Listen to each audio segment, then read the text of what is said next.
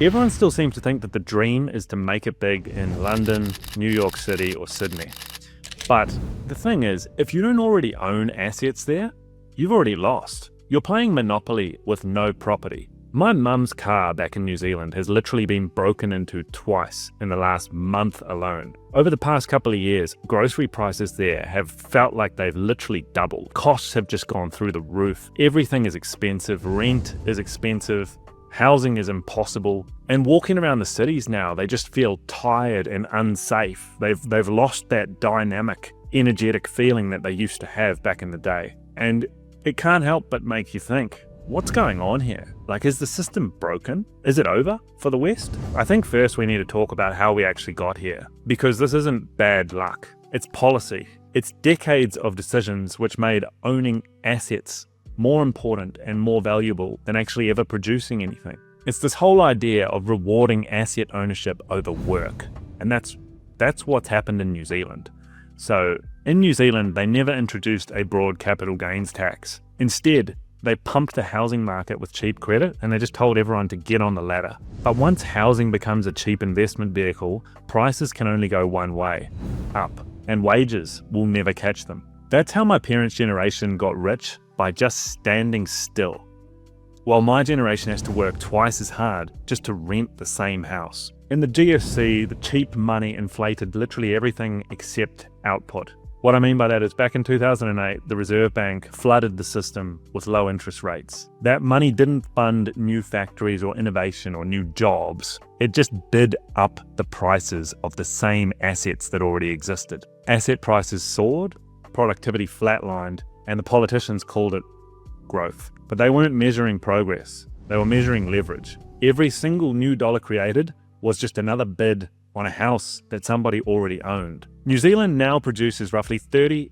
to 40% less output per hour than the OECD average. That means every single hour that you work now generates less value than the same hour worked in most of the developed world. And if output per hour doesn't rise, wages can't rise, no matter how many times a politician says innovation. So we end up in this self-perpetuating spiral, almost like an economic death spiral, where low productivity keeps wages low. Low wages then push people into debt because they can't afford to live off their wages. Debt then pumps up asset prices even more. Higher prices justify bigger government spending and increased taxes. And those added costs eat whatever margin the workers had left. So the whole system exists just to protect asset values, not your disposable income. That's why a teacher or an accountant in Auckland can work 50 hours a week and still go backwards. You're not lazy.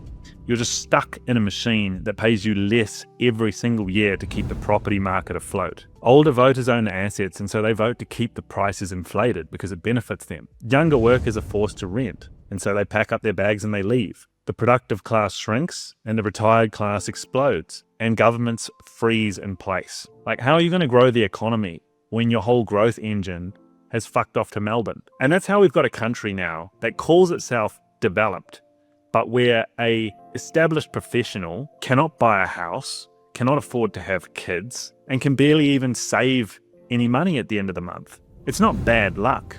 It's just math. And there's one other thing I want to talk about that really gets me worked up, and that is GDP. GDP is a fucking joke. Politicians constantly brag about GDP. Like, I heard, New Zealand GDP is going to grow 1.6%. It's like, what the fuck does that even mean? Like, that doesn't mean anything to me, bro. Come on. Like, GDP is growing, but you walk around and everything is decaying. Prices are up, wages are flat. Crime's up, motivation is down. GDP just means that money changed hands. It doesn't mean that anything actually improved for anyone. If your rent doubles, GDP goes up. If the cost of petrol doubles, GDP goes up. It's a fucking scam metric. The only number that ever mattered to me is the difference between what I make and how much I have to spend to live. That's the only number that actually matters. In New Zealand, that number was broken. In Australia, it was still broken, slightly better. In New York, it was broken. I was spending $5,000 a month just on rent. In Bali or in Medellin, Colombia, It finally made sense. The same income, but a life that actually moves forward. GDP isn't growth, it's government PR. Personal margin is growth. It's effectively your freedom number. If your wage to cost ratio is upside down, you're not living in a developed country. You're living in a declining one. Like, I remember back when I lived in New Zealand, I was working in chartered accounting, and I'd done everything right by the book. I'd gone to university, got a good job, and I was working. On paper, it was 37.5 hours per week. However, when you factor in the commute, the preparation time, and the dead lunch break hour, I was really closer to 60 hours per week. And after 60 hours per week for a full month, I would have between $2,500 and $3,500, which did not cover my expenses. So every single month, I actually went backwards. And that was when I started to realize something is well and truly broken here. At that point, I knew I had to leave. I couldn't interact with a broken system. It was set up for me to fail. There was too much friction. I was never going to be able to get ahead. And now I look at New Zealand, having not lived there for several years. Pretty much all of my friends are gone. The cities are empty. That atmosphere that the young people used to bring, that's all evaporated. My parents' generation is sitting on all the assets. It really feels like there's been an evacuation of the youth from the country. I mean, my brother's another good example. He skipped the ditch to Australia a couple of years ago, and he's done really well for himself. He's making well into the six figures. And I was speaking to my brother on the phone last night, and here's another crazy example. So he's been out of New Zealand for several years. He lives in Melbourne, and he's done very well for himself. He's making $150,000 roughly, working as a lawyer in Melbourne, and he is only able to save, by living frugally, 20% of his gross pay. 20%. That's 1 out of 5 working days per week that actually goes to him. The rest, a day goes to his landlord, a day goes to the tax office, a day goes to miscellaneous crap, Uber Eats, call it whatever, just perpetuating the cycle. What's the point in all of that?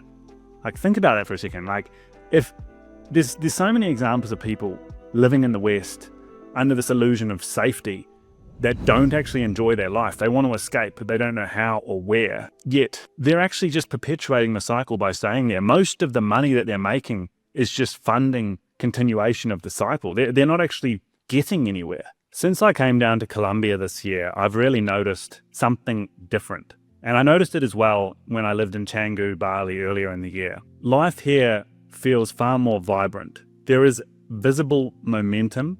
There's energy in the atmosphere. There's people actually building things. There's people thriving. There's a lot of people that are earning Western money, but they're full remote online. They've moved down to a place like this, or they're in Bali or Thailand, and they're spending in a sane economy. And so they flipped that ratio. Their income stayed the same, or it might have gone down a bit or up a little bit, but their spending has been slashed. And so suddenly they have personal economics that actually makes sense. Like, this isn't about buying cheap lattes. It's just about buying back your time and your sanity. Like, when I lived in New York, I had to work 5 days just to make rent.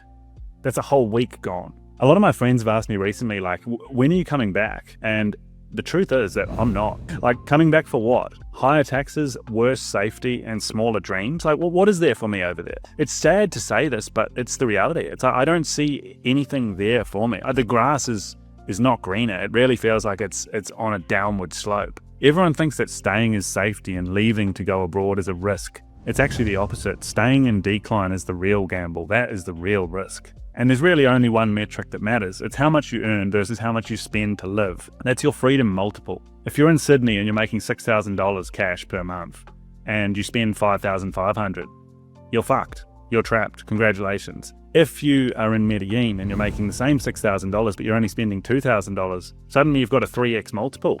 You're free. It totally changes your life. Like, fuck GDP. Like, the GDP can stay flat or go backwards for all I care. Like, your personal economy just tripled overnight. I think this is where opportunity is these days. The landscape of opportunity for young people has changed. It used to be that in a Western country you could get a good job and genuinely get somewhere, but now it's in a more globalized internet-based economy. It really is. Global arbitrage is almost a necessary play that you have to deploy. You learn high-value exportable skills that can be done from a computer, and thereby you generate a remote income, and then you earn in a hard currency, USD, euros, Australian dollars, and you spend in a soft currency, pesos, Thai baht, the Indonesian rupiah, whatever it may be. You don't build leverage when you're drowning. You build it when you can finally breathe. Once you get a 2x or a 3x or a 4x multiplier, you can actually do stuff. Like, you can work less and have a more balanced life. You can have time for creative pursuits, or you can work more and you can just stack aggressively, and then you've got money to invest in a business or in cryptocurrency or whatever the hell you might want. Like, you don't need to be rich to live well. You just need to stop playing a rigged game. The Western dream didn't die, it just moved abroad. Safety is expensive and freedom is cheap. You've just got to buy the ticket. If you've enjoyed this video, please like and subscribe to the channel. It really helps us out, and I drop one like this every 48 hours. I hope to see you in the next one.